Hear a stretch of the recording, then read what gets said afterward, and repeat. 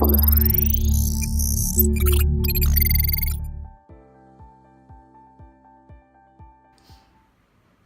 everyone and welcome to Shark Bytes, episode 1. This is the video channel, the official video channel of the Be Cyber Aware at Sea campaign. We're going to be bringing you industry experts from the maritime cyber sector every month, and this month's special guest is Lisa Forte from the Police Cybercrime Unit, who's going to be sharing her wealth of experience in both maritime and managing the cyber risk. I'd also like to say a big thank you before we start to the CSO Alliance for their continued generous support, which allows us to speak at conferences, produce videos and newsletters each month. So a big thank you to all the team at CSO Alliance for their continued support. I'd also like to acknowledge some very sad news this month, which was the passing of Giles Noakes from BIMCO. Giles sadly passed away last week, and I'd like to send all our condolences to Giles' family and close friends and the Brotherhood of Royal Marines, which is where he came from. Giles was a big pioneer of maritime cyber security with the BIMCO cyber guidelines with the team there, and Giles will be very sadly missed, and it was a real shock for us all this week, but as I say, we'd like to send all our condolences to Giles' family. So today then we're going to talk to Lisa and get to know a bit more about cybercrime in the marine sector from a police perspective.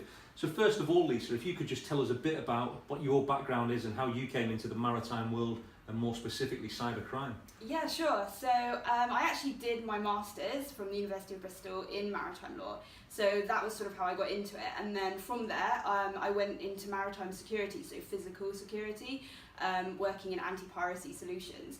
And then I moved into the police, worked in counter-terrorism for a while, and then moved into cyber. And that's where my expertise lie now. So I'm sort of uniquely placed in a way to talk about the cyber threat to maritime companies. Yeah, there can't be many people. And I've certainly been looking for lots of people in terms of consultants, instructors, and there are not many people who I've come across that bring maritime expertise with the cyber expertise. Normally, you sit in one field or the other. Yeah, that's true. You're in a very niche category, I would say. Yeah, very, very niche category. So you're working currently with the UK Police in a cybercrime unit. And tell us a bit about that role and how does that cross with the maritime world?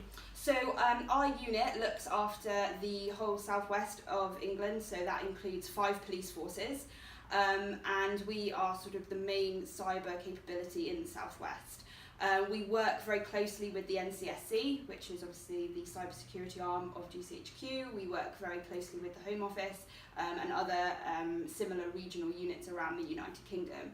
My particular role is to go out and communicate to businesses, maritime obviously being one sector, but any businesses effectively, about how they can keep themselves safe and reduce their vulnerability to becoming a victim, but also preparing them so that if the day does come when they find they have become a victim, that they are actually prepared so they can get their business systems back online fast so that they mitigate the amount of damage being done.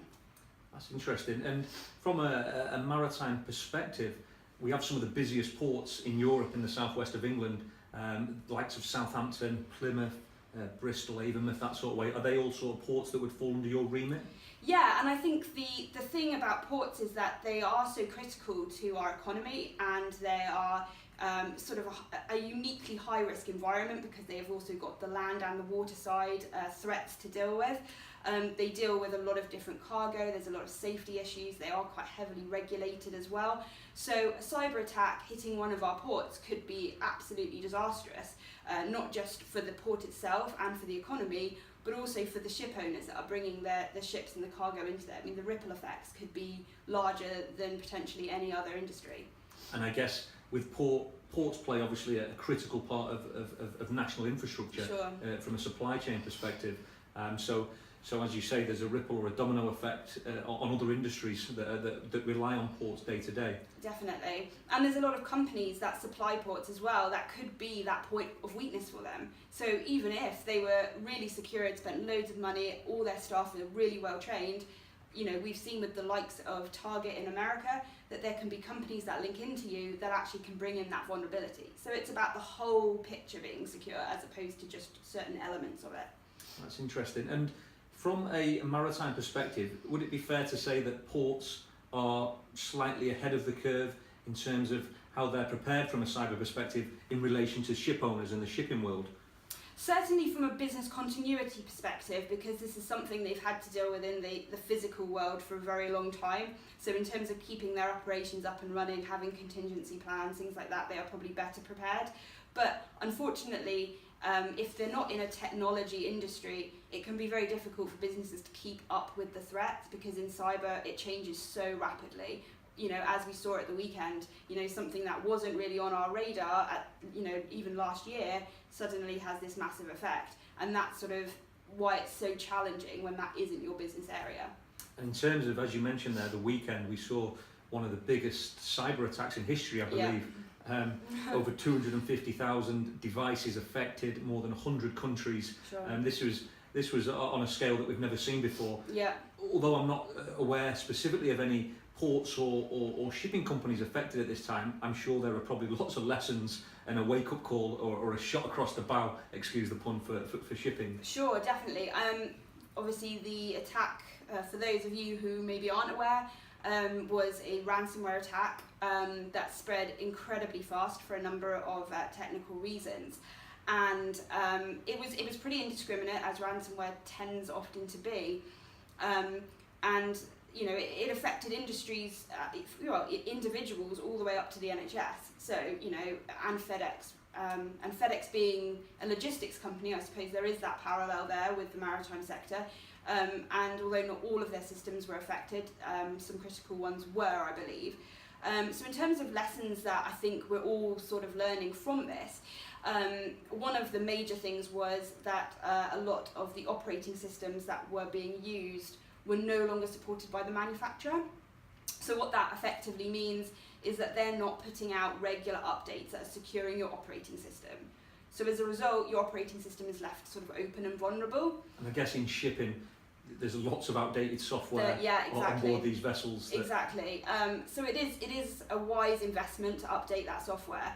The other thing is antivirus, making sure that you don't just have it and it's running, but also that you're scanning regularly and you're updating it regularly as well. I spoke to a business only the other week who's related to the maritime sector, who had antivirus but didn't know how to turn it on or if it was turned on. And when I asked him how often he updated it, he said, probably once a month. Well, threats are discovered every day, so if you update it once a month, that's no good at all. Sure. So I think those are sort of the lessons that have come out of this. And again, it's that same line that unfortunately you always get from the police, which is that you need to report it. If you do find yourself hit by anything, even if you don't want the police to pursue it, you need to report it so that we are aware of the threat picture, so to speak. And in terms of reporting, there are some very interesting projects on at the moment. One of them is from the CSO Alliance, who are just about to pilot a maritime cybercrime reporting platform anonymously. One of the challenges after speaking to seafarers and working with the CSO Alliance is that perhaps the junior member of a crew who would come across a cyber incident, whether it be something as simple as an introduction of malware, clicking on a phishing email, people are quite scared of the consequences of reporting cybercrime. Nobody wants to tell everyone that they've left home and the keys are in the door still, sort of thing. So it's quite. Do you find it difficult on land as it is in maritime to encourage people to report cybercrime? Yeah, I think so. I think it is something that people typically are reluctant to report. Obviously, there will be, I think there is the attitude that the police would potentially let everybody know, tell the press, and so on and so forth. Obviously, come next year, you'll have to report things to the ICO in the United Kingdom with the GDPR. So we're sort of hopeful that will encourage reporting in all sort of spheres, if you like. The other really useful tool that we promote is a Home Office tool called the CIS, which is the Cyber Information Sharing Partnership. So you can go and register for that, and there's tons of information that people put on there about the threat they're seeing, not just to maritime, but generally UK-wide. Excellent. And you I just picked up on the GDPR there. It's obviously another hot topic in this sector at the moment. Very much so. A lot of people in shipping don't seem to be too concerned at the moment about that. Is it something that they should be more concerned about, given the regulations and the impact in terms of financial consequence if data on a personal level is leaked? Yeah, I think as long as if you are going to be caught by the GDPR, because obviously it won't catch everybody in every jurisdiction. Just on the GDPR acronym, can you just explain? It's the General Data Protection Regulation that's being brought out. And although we are leaving the EU, we have been told by the current government that that will still happen and we will still be bound by that. So that's our current sort of status and how we sit on that. In terms of its importance, I think it does make some very needed adjustments to the Data Protection Act. So I think that will improve certain things, and I think ultimately everyone needs to start understanding what data they hold, and if it is sensitive information, protecting it for everyone's sake. Absolutely. No, that's excellent. And if most of our viewers who are watching us today are seafarers, Yep. who are working on vessels some 6-9 months a year, what sort of advice could you give them from a cyber hygiene perspective? A lot of the people are non-technical types like myself.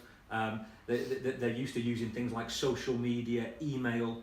What sort of basic advice could you provide to them in terms of tips? I think the main thing to understand is that if I was a hacker and I wanted to attack you, for example, the technical controls you might have in place might be quite advanced. So it might be quite difficult for me, or certainly time consuming for me to actually be successful. So the easiest thing for me to do in terms of time and benefit would be social engineering. So probably how I would start doing it would be to look at your social media, look at your posts, look at what information I can grab from your friends, where you work, what you do, what you like, and then see if I can craft an email that's really believable. So let's just say you really like a certain restaurant and that's where you go and you post about it all the time. I might email you saying that I'm from that restaurant and here's this great offer and would you just click on this link and then you'll get this excellent deal. So it's about making you believe that you can trust me or that I'm appealing, so it may very well be that I pose as some lovely Russian lady, for example. Anything that makes you think that you can trust me or that you might know me, and then I tell you what I want you to do. And that's basically it. And you speak to ethical hackers all the time. They tell you they're dropping USB sticks and that's how they get into companies. So it's just about realizing that actually quite possibly the easiest way into a company is through you. Through the people. And I think one of the things what I've learned over the last sort of 12 months while running the Be Cyberware at Sea campaign is quite often it's not always malicious. It's just poor hygiene. It's people plugging in things that they shouldn't be plugging in. It's clicking on links. It's downloading things, opening windows. So the human factor and the human element, would it be fair to say that is the weakest link in the chain?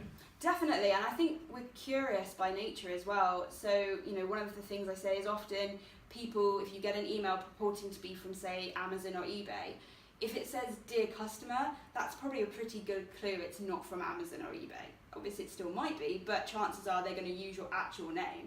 And if you look at your genuine communications from Amazon, they'll say "Dear Jordan," they won't say "Dear Customer." So that it's little clues like that you can start to think about, but you need to stop and pause before you do anything and think, is this likely to be genuine? And if it's not, then it's best just to delete it. Right, excellent. Well, I think you've been very helpful there and give some great insights You're welcome. on what your role is. And I wish you the best of luck with your future work.